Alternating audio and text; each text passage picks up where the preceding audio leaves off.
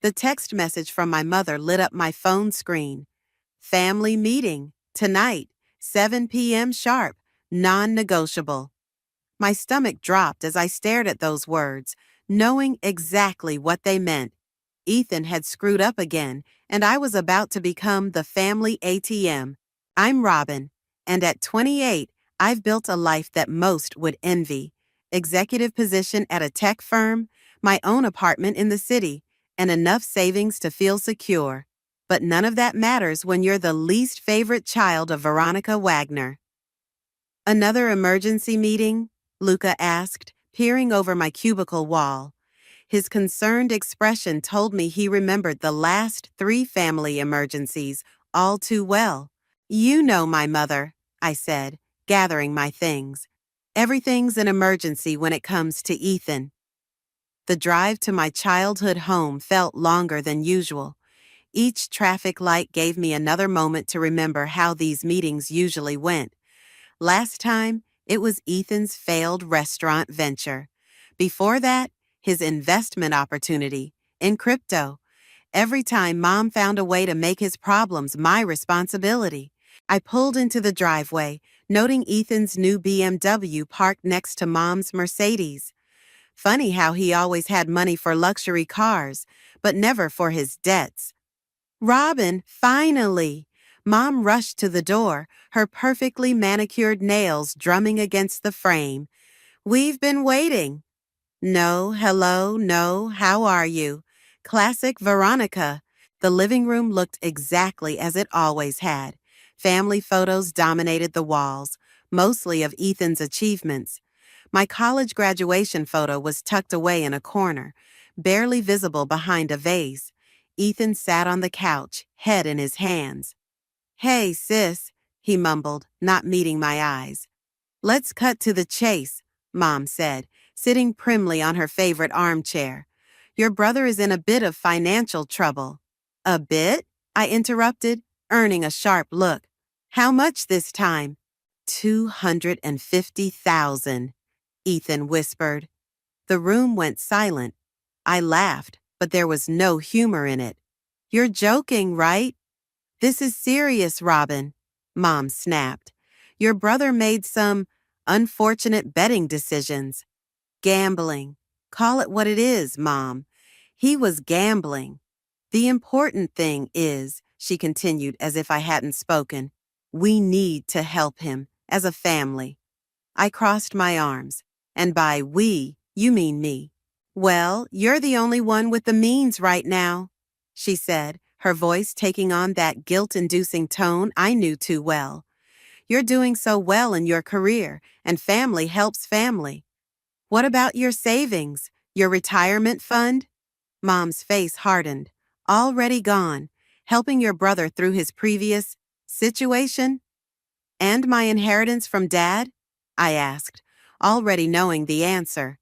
Ethan finally looked up, his face red. Mom used it to cover the restaurant debts. My inheritance, not yours, mine. My voice was steady, but my hands were shaking. The money Dad specifically left for my future? Robin, dear, Mom leaned forward. You have to understand. Ethan needed it more at the time. And now, well, we need your help again. Your entire salary for the next 2 years should cover it. The audacity of her demand hit me like a physical blow. 2 years of my life, my hard work, my independence, all to enable my brother's addiction and my mother's enabling. No, I said, standing up. What do you mean, no? Mom's voice rose. This is your brother we're talking about. Do you want to see him hurt by loan sharks? Do you want his life destroyed? His life? I laughed again, bitter and cold. What about my life, Mom? When has anyone in this family ever worried about destroying my life? Don't be dramatic. Dramatic? You want 2 years of my salary to fix his gambling addiction, and I'm being dramatic? Ethan stood up, reaching for my arm. Sis, please, I promise this is the last time. I jerked away from his touch. That's what you said about the restaurant, and the crypto, and the sports betting last year. Robin Wagner. Mom's voice took on that authoritative tone that used to make me fold instantly. This is what family does. We help each other.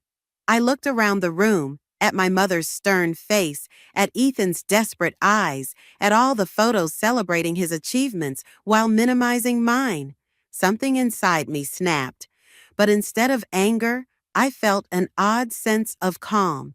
"You're right, Mom," I said, my voice eerily steady. Family does help family, and I think it's time we had a proper discussion about exactly how our family helps each other. The smile that spread across my face must have worried them, because both Mom and Ethan shifted uncomfortably in their seats. They had no idea what was coming, but they were about to learn that the daughter they'd always underestimated had been playing a much longer game than they realized. "You did what?" Luca nearly spat out his coffee across his desk the next morning. 2 years of salary? Is she insane? I stirred my own coffee, watching the cream create perfect swirls. That's not even the craziest part. Want to know what she said when I mentioned my inheritance? The one your dad left specifically for you? She actually said, "That money was put to better use helping your brother's future." I mimicked my mother's condescending tone. As if my future meant nothing. Luca leaned back in his chair, shaking his head. "So, what's your play here? Please tell me you're not actually considering giving them the money." A small smile crept across my face. "Remember that advice you gave me 3 years ago? About protecting my assets? When you first started making real money?" He sat up straighter. "Don't tell me you actually did it?" I pulled out my phone and opened my banking app. Every joint venture Ethan started, every investment opportunity he brought to the family, I was there, quietly becoming a silent partner. Mom was so focused on him, she never bothered to read the fine print. Holy shit, Robin. I own 30% of that failed restaurant, 40% of his crypto investment company. And the best part? I slid my phone across the desk. I'm the majority shareholder in his current business ventures. Luca's eyes widened as he scrolled through the documents. "This is brilliant and terrifying. Does anyone know?" "Just my Aunt Martina. She helped me set it all up." I took my phone back, tucking it safely away. She's the only one who ever saw Ethan for what he really is. My phone buzzed. Another text from Mom. "We need to discuss this further. Dinner tonight?" "Look at this." I showed Luca the message. "She's not giving up." "Are you going?" "Oh, I'm going, but not for the reason she thinks." I stood up, straightening my blazer. "I have a meeting with my financial advisor in an hour. Want to hear something funny? I've been making more money from Ethan's failed ventures than he has." "How's that possible?" "Because I actually read contracts, and I understand business." I gathered my things. Every time he got a bailout from Mom, my shares increased in value.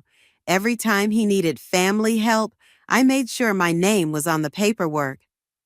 Luca grabbed my arm as I turned to leave. "Robin, be careful. This kind of revenge, it could blow up in your face." "It's not revenge," I said, but we both knew that wasn't entirely true. "It's protection, and maybe a little karma." Later that afternoon, I sat in my financial advisor's office, reviewing the documents one last time. "Everything's in order," she confirmed. "You have controlling interest in all three companies. Mr. Wagner can't make any major financial decisions without your approval."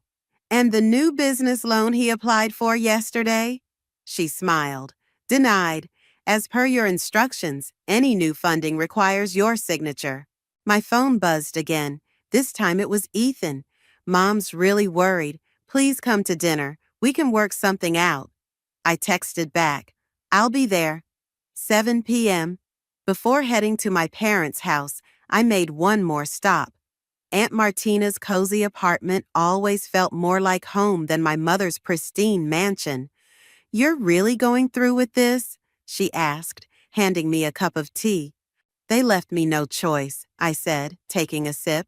Did you know Mom used my inheritance to cover his gambling debts? Martina's face darkened. Your father would be furious. That money was meant for your future, not Ethan's mistakes. Well, Dad's not here, I said, fighting back tears. But I am, and I'm done being the family backup plan. Your mother won't take this well, Martina warned. She's always protected Ethan, even when she shouldn't have. That's exactly why I had to do this. I stood up, checking the time. Someone has to show them that actions have consequences. Martina hugged me tightly. You're stronger than both of them combined, sweetheart. Give them hell. As I drove to my mother's house for the second time in 2 days, I thought about all the times I'd given in, all the times I'd played the dutiful daughter. The documents in my briefcase felt heavy with possibility. Tonight, everything would change. I parked behind Ethan's BMW again, noting the repo notice tucked under his windshield wiper. Right on schedule. Mom opened the door before I could knock, her smile strained. Robin, darling, I'm so glad you came to your senses. Actually, Mom, I cut her off, holding up my briefcase. I think it's time we reviewed some paperwork. All of us. The look of confusion on her face was just the beginning. By the end of tonight, they'd understand exactly who they'd been underestimating all these years. I spread the documents across the dining room table, the same table where Mom used to help Ethan with his homework while sending me to study alone in my room. The symmetry wasn't lost on me. What's all this? Mom asked, her perfectly plucked eyebrows drawing together as she scanned the papers. Remember Ethan's restaurant, the Golden Spoon? I pulled out the first set of documents, the one that failed spectacularly last year. Ethan shifted uncomfortably in his chair. What about it? Well, let's start with who actually owns it. I slid the partnership agreement across the table. You see this signature here? That's mine. 30% ownership. Mom snatched up the paper. That's impossible. Ethan handled all the paperwork. Did he? I smiled. Or did he just sign whatever was put in front of him, like always? You tricked me? Ethan's face flushed red. No, dear brother. I invested in you, just like family does. I pulled out another document. And here's the crypto investment company. 40% ownership. Ring any bells? Mom's hands were shaking as she reached for the papers. This can't be legal. Oh, it's completely legal. Every signature, every document, every transaction, all perfectly legitimate. I just made sure my name was on everything while you were both so busy throwing good money after bad. But where did you get the money to invest? Ethan stammered. Unlike you, I saved, I worked, and I watched. I leaned forward. Every time Mom bailed you out, my shares increased in value. Every time you needed family help, I made sure I was legally protected.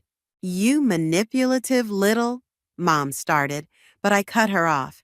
Careful, Mom, you haven't seen the best part yet. I pulled out the final document, the crown jewel of my collection. This is Ethan's current business portfolio. Notice anything interesting about the ownership structure? Their eyes scanned the document, and I watched as realization dawned on their faces. 51%? Ethan whispered. You own 51% of my companies? Controlling interest, I corrected, which means no more loans, no more bailouts, no more gambling with family money without my approval. Mom stood up so quickly her chair toppled backward. You planned this, all of it. You've been planning this for years. 3 years to be exact. Since the day you took my inheritance, money Dad left specifically for me and used it to cover Ethan's gambling debts. We needed that money, Ethan protested. No, you wanted that money. There's a difference. I gathered the documents back into my briefcase. And now about that 2-year salary demand. You heartless girl, Mom spat. Your brother needs help. Yes, he does. Real help. not enablers who throw money at his addiction. I turned to Ethan. You want to know what happens next? You're going to rehab, real rehab, not that weekend retreat spa Mom sent you to last time. You can't make me. Actually, I can. As majority shareholder, I can have you removed from all company operations if you're deemed unfit to serve. Your choice, rehab or unemployment. The silence that followed was deafening. Mom sank back into her chair, her perfectly maintained facade crumbling. What do you want? She finally asked, her voice small. I want what I've always wanted, respect, recognition, and my inheritance back. I stood up. You have 24 hours to transfer the remaining funds back to my account. Every penny you took. That money's gone, Ethan said quietly. Then you'll take out a loan to repay it. Both of you. I walked to the door, then turned back. Oh, and Ethan? That repo notice on your BMW? That's real.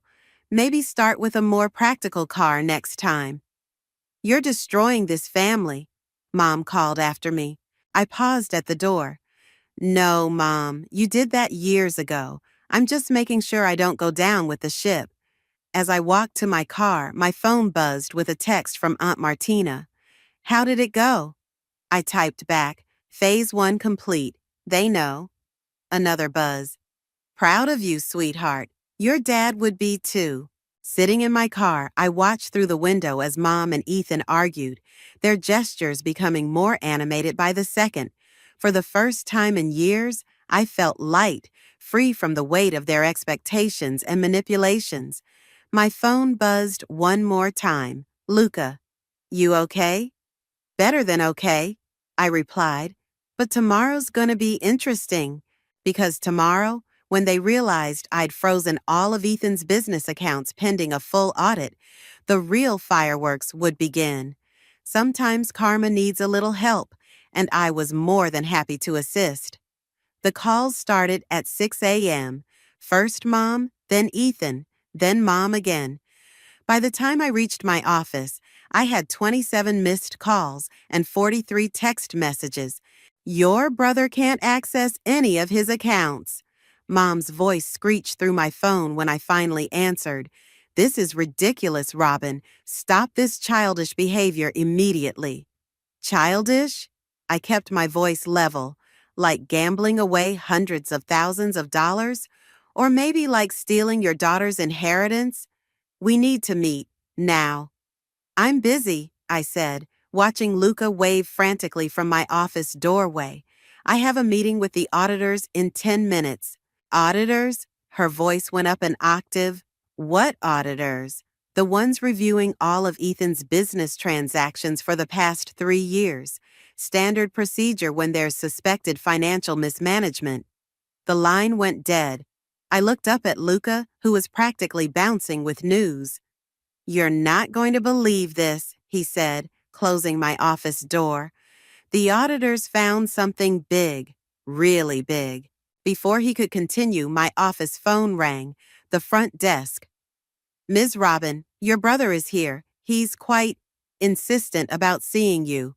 I could hear Ethan's raised voice in the background. Tell him I'll be down in 5 minutes. Luca grabbed my arm. You need to see this first. He handed me a folder. Your brother wasn't just gambling with his own money. The documents inside made my blood run cold.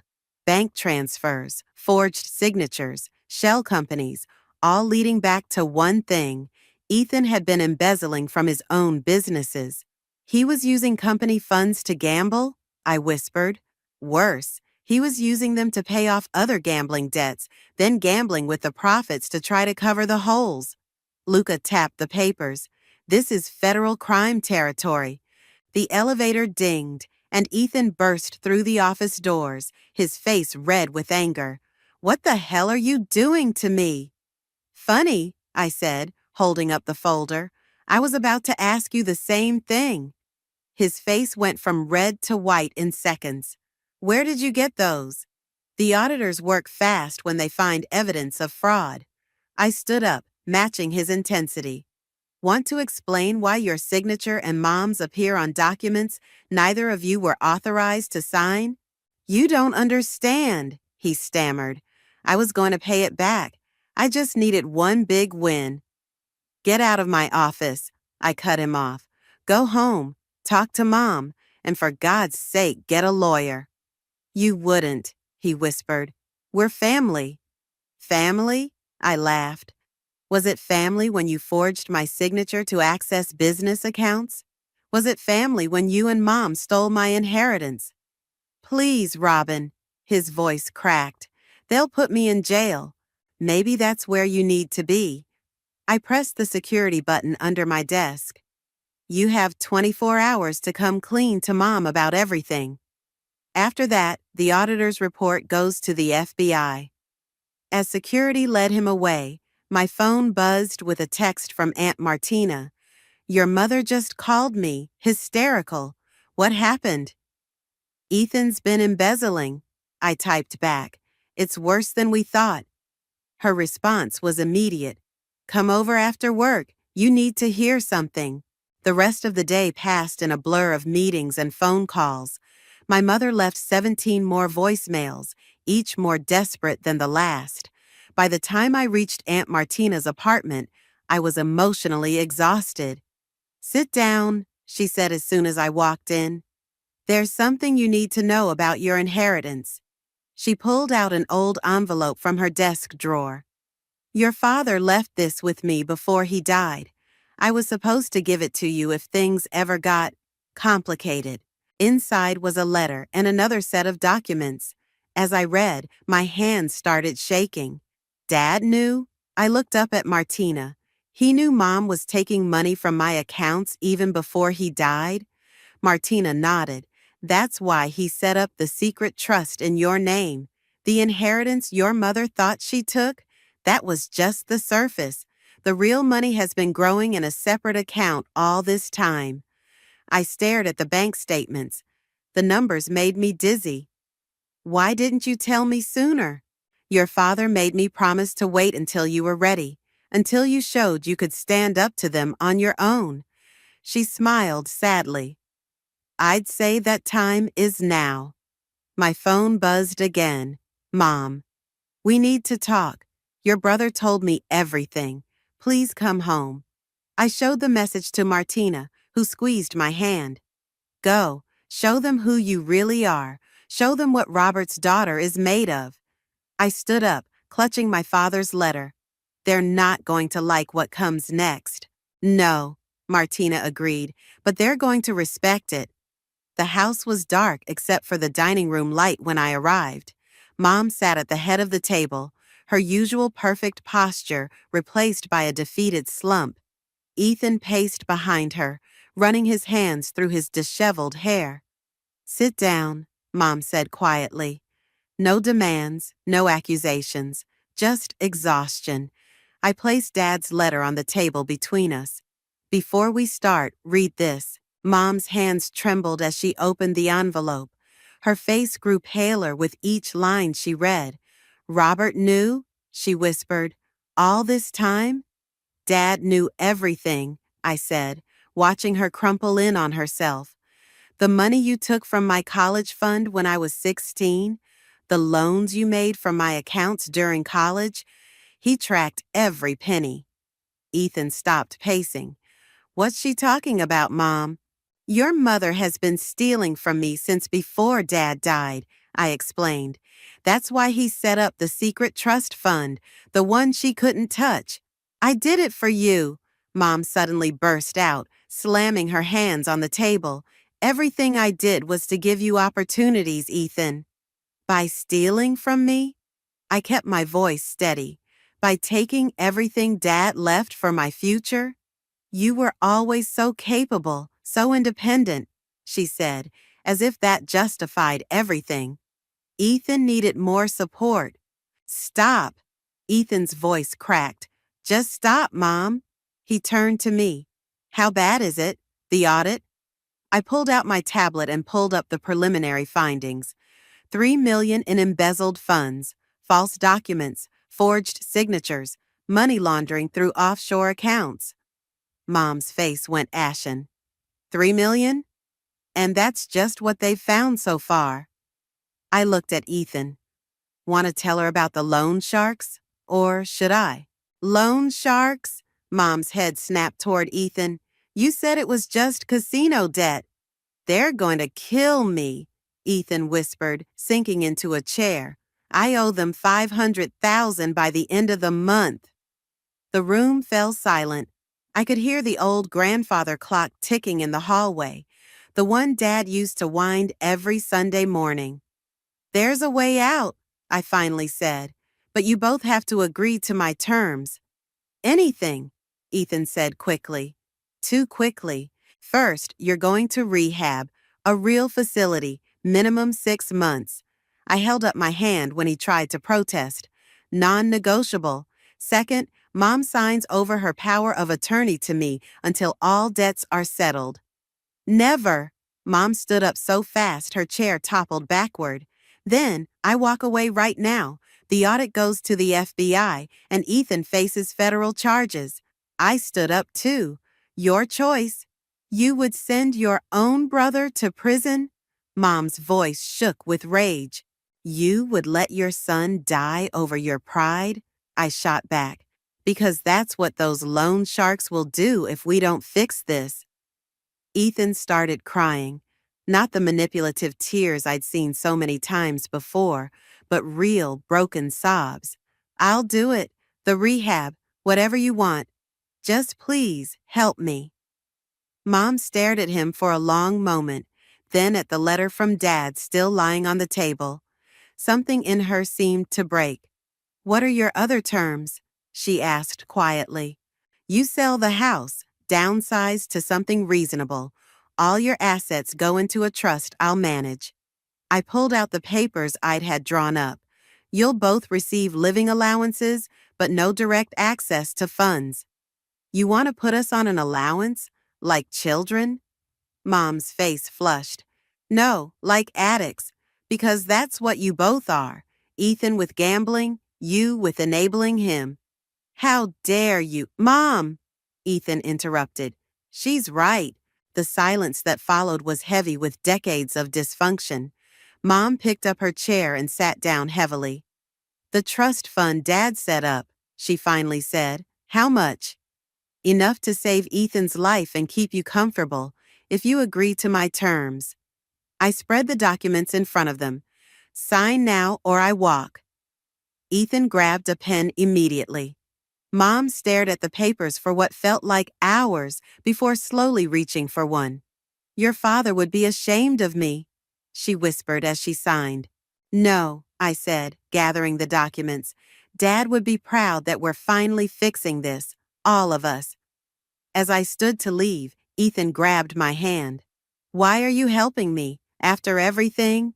I looked at him, really looked at him, and saw not the golden child who'd tormented my childhood, but a broken man who needed help. Because that's what family does, I said, the right way. My phone buzzed as I reached my car. Aunt Martina.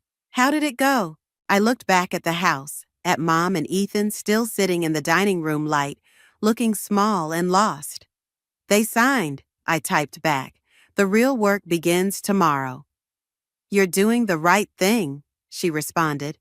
I wasn't so sure about that, but I was doing the necessary thing. Sometimes those have to be the same. The rehab facility looked more like a resort than a treatment center, but its success rates were among the highest in the country.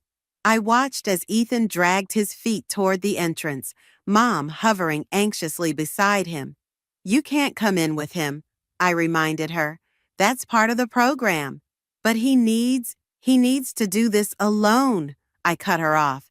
That's the point. The intake counselor, Sarah, met us at the door. Mr. Ethan, we're ready for you. Ethan turned to Mom, his face pale. What if I can't do this? You can, I said before Mom could respond. Because you have to. As Sarah led him away, Mom collapsed onto a nearby bench, her designer handbag clutched to her chest like a shield. What do we do now? Now, we clean up your mess. I checked my phone. The realtor is meeting us at the house in an hour. You're really making me sell it? Her voice cracked. All my memories are just things, Mom.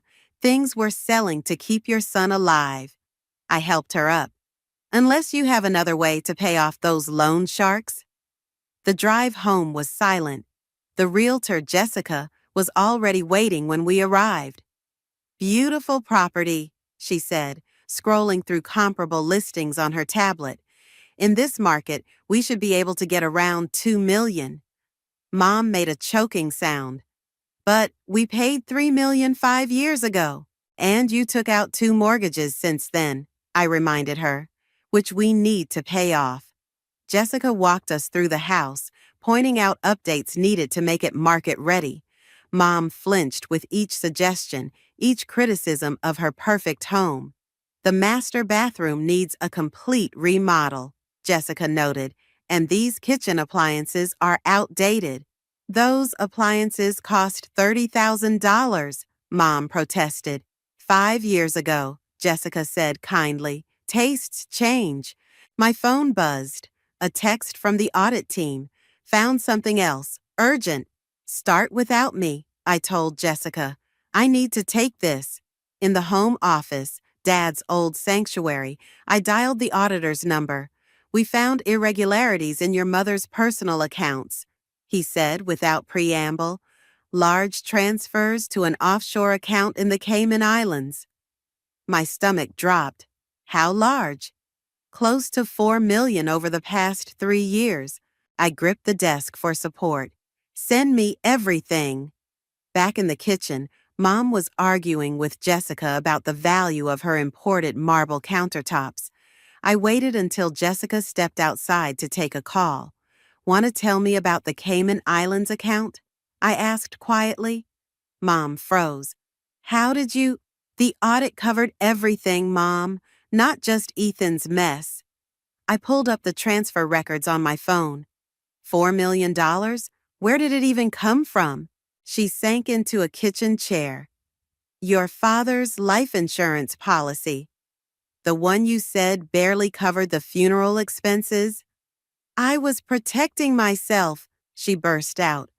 I knew this day would come, when Ethan's problems would become too big. I needed a safety net. While you let him destroy himself? My voice rose. While you stole my inheritance to enable him? You don't understand. Oh, I understand perfectly. I forwarded the records to my lawyer. The trust agreement you signed yesterday. It covers all your assets, including hidden ones. You can't. I can, and I will. I walked to the door and waved Jessica back in. Either you transfer that money back by tomorrow, or I add financial fraud to the list of things we're dealing with. You would send your own mother to prison? She tried to sound outraged, but fear crept into her voice. Ask yourself what Dad would do, I said. Better yet, read his letter again. Jessica rejoined us, oblivious to the tension. So, shall we discuss listing strategies? Yes, I said, watching Mom's carefully maintained facade crumble. And Mom's going to tell you about all the upgrades needed to make this place sellable, aren't you, Mom? She nodded weakly, her hands shaking as she reached for her water glass. My phone buzzed again, this time from the rehab center, a photo of Ethan in his new room, looking terrified but determined. Below it, a message from his counselor. He's agreed to the full program, including family therapy. I showed Mom the photo.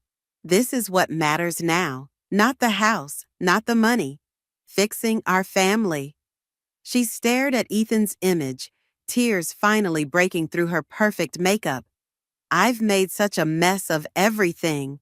Yes, I agreed. But for the first time, you're going to help clean it up. Jessica cleared her throat awkwardly. Should I come back another time? No, Mom said, straightening her shoulders. Let's do this, all of it. For the first time since this started, I saw a glimpse of the mother I remembered from before Dad died, before money and status consumed her. Maybe there was hope for both of them after all. 3 months into Ethan's rehab, I sat across from him in the facility's visiting area. The change was striking. His eyes were clear, his hands steady, his designer clothes replaced by simple jeans and a t-shirt. "The loan sharks are taken care of," I said, pushing a folder across the table. "All debts settled." He opened it cautiously. "How?" "Mom's Cayman account covered most of it. The house sale will handle the rest." "And Mom?" He looked up. "How's she doing in the apartment?" I thought about our mother's new 2-bedroom apartment, a far cry from her mansion, but still more than comfortable. "She's adjusting. Aunt Martina visits her daily." "She won't answer my calls," he said quietly. "Part of your recovery is her recovery too. She needs to learn not to enable." A counselor approached our table. "Ethan, your group session starts in 5 minutes." He nodded, then turned back to me. "There's something else you need to know about Dad's company." My heart stopped. "What about it?" "Mom didn't just take your inheritance. She and we sold Dad's shares right after he died." The room seemed to tilt. Dad's company, his life's work, had been sold years ago to a larger corporation. We'd been told the board had voted him out. "You did what?" "Mom convinced me it was the right thing to do. Said Dad would have wanted the money used to secure my future." He couldn't meet my eyes. "We forged your signature on the sale documents." My hands clenched into fists. "How much?" "12 million. The number hung in the air between us. $12 million. My birthright, stolen by my own family. "That's why you're telling me now?" I kept my voice steady. "Because you know I'll find it in the audit?" He nodded miserably. "I'm trying to make amends. Step 9, you know." "Where's the money now?" "Gone. Gambling, bad investments, Mom's shopping addiction." He stood up as the counselor returned. "I'm sorry, Robin, for everything." I waited until he left before pulling out my phone and calling Luca. "I need you to find something," I said when he answered. "The sale documents for Dad's company, all of them. That was years ago. They forged my signature. Find them." An hour later, I sat in Mom's new apartment, watching her hands shake as she poured tea into delicate cups she'd saved from the house sale. $12 million, I said without preamble. "Dad's company." The teacup clattered against its saucer. "Ethan told you." "Were you ever going to?" "What difference does it make now?" She tried to sound dismissive, but fear crept into her voice. "The money's gone." "The difference," I pulled out my phone and played a recording, "is that forgery and fraud have no statute of limitations in corporate sales." Mom's face went white as she heard her own voice from years ago, instructing Ethan how to copy my signature. "Where did you get that?" "Ethan recorded everything back then. Insurance, he called it." I stopped the playback. "He gave me all the recordings last week, part of his recovery program." "You wouldn't," she whispered. "Actually, I already did." I showed her the email I'd sent to my lawyer. "The SEC will be investigating the sale, every document, every transaction, every forged signature. They'll put me in prison." Her teacup crashed to the floor. "Maybe, or maybe we make a deal." I leaned forward. "Sign over everything that's left, every account, every asset, everything you've hidden. In return, I'll tell them you cooperated fully." "You're blackmailing your own mother?" "I'm giving you a chance to do the right thing, finally." She stared at the broken teacup, watching the dark liquid seep into her new carpet. "Your father would be so disappointed in me." "Dad's not here because you and Ethan couldn't wait to sell off his legacy." My phone buzzed. A message from Ethan's counselor. "He's had a breakthrough. Wants to make full restitution." "Ethan's trying to change," I told Mom. "Are you?" She was quiet for a long moment, then walked to her desk and pulled out a thick envelope. "These are all my accounts, everything I have left, even the ones you don't know about." I took the envelope, feeling its weight. Why now? Because I'm tired, she whispered. Tired of running, tired of hiding, tired of pretending we're still the family we used to be. As I stood to leave, she grabbed my hand. Will you ever forgive me? I looked at her, really looked at her, and saw not the manipulative woman who'd orchestrated so much pain, but a broken mother who'd lost her way. That depends, I said, on what you do next. Outside, the sun was setting over the city. My phone buzzed with a text from Aunt Martina. Your father would be proud of you today. I wasn't so sure about that, but for the first time in years, I was proud of myself. The autumn breeze carried the scent of coffee from the small cafe where I sat with Ethan, watching people hurry past on their way to work. His 6 months in rehab had ended yesterday, and this was our first real conversation as equals. The SEC investigation is complete, I said, sliding a document across the table. They're not pressing charges. Ethan's shoulders sagged with relief. And Mom? She cooperated fully, returned everything she could. I stirred my coffee. The restitution payments will take years, but at least we're on the right path. I found a job, he said quietly. Nothing fancy, just bookkeeping at a small firm. They know about my past. Honest work, I nodded. Dad would like that. I've been thinking about him a lot. Ethan pulled something from his pocket, Dad's old pocket watch. Found this when I was helping Mom move. Remember how he used to let us wind it on Sundays? You first, then me, I smiled. He said it taught us patience. The watch ticked steadily between us, marking time in the same way it had during Sunday breakfasts and family meetings, before everything went wrong. I met with the board of Dad's old company yesterday, I said, showed them the evidence of fraud in the sale. Ethan's hand trembled as he reached for his water. And they're restructuring, offering to sell back 30% of the shares at current market value. I pulled out another document. Using what's left of Mom's Cayman account and Dad's trust fund, we can buy back in. We? The shares would be split, you, me, and a trust for Mom's care. I watched his reaction carefully. But you'd have no direct control. Not yet. He nodded, understanding the conditions. I wouldn't trust me either. It's not about trust anymore. It's about earning things back. The right way. My phone buzzed. A message from Mom. Apartment is ready for the therapy session. Please come. Family therapy starts today, I told Ethan. You ready? No, he admitted, but I'm going anyway. Mom's apartment had changed since my last visit. Gone were the expensive artworks and antiques, replaced by simple, comfortable furniture. She'd even hung Dad's old family photos, the real ones, not the staged portraits she used to prefer. I made coffee, she said as we entered. Real coffee, not that imported stuff I used to insist on. The therapist, Dr. Marshall, arrived right on time. We sat in a circle, the pocket watch ticking on the coffee table between us. Let's talk about moving forward, Dr. Marshall began, about rebuilding trust. I have something to say first, Mom interrupted. She pulled out an envelope. This is my last secret, the insurance policy I took out on the house before we sold it. I want you to have it, Robin. It's not much, but it's a start.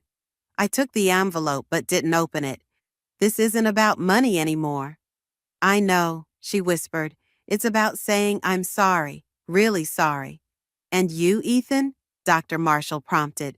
I'm sorry for more than I can ever say. He picked up the pocket watch. But mostly, I'm sorry I forgot who we were supposed to be, who Dad raised us to be. The watch ticked steadily, filling the silence. The board meeting is tomorrow, I said finally, to finalize the share purchase. You can both come if you want. Really? Mom's eyes filled with tears. As observers only, I clarified. But yes, it's time we faced things together. Dr. Marshall smiled. That's a significant step. How does it feel? Terrifying, Ethan admitted. Right, Mom added. Necessary, I said. After the session, we stood in Mom's small kitchen, drinking coffee from ordinary mugs instead of her old bone china. Dad's office, Ethan said suddenly. In the new company setup. Who gets it? Nobody, I replied. We're turning it into a conference room, named after him. Mom touched the pocket watch, now sitting on the counter. He would like that. No pedestals, no shrines, just work and family. Speaking of work, Ethan set down his mug. I should go. First day at the new job tomorrow. As he headed for the door, I called after him. Take the watch. He turned back, surprised. But you should have it. You need it more right now, I said, to remember who you're becoming. After he left, Mom touched my arm. Are we going to be okay? I looked at her, really looked at her, and saw someone trying to change, someone who finally understood the difference between enabling and loving. We're going to be different, I said, and that's a start. Outside, the autumn wind scattered leaves across the sidewalk. My phone buzzed with a text from Aunt Martina. Dinner tonight? Yes, I replied, and bring the old photo albums. It's time to remember who we were, to become who we should be. Sometimes the hardest part of revenge isn't executing it, it's knowing when to let it go.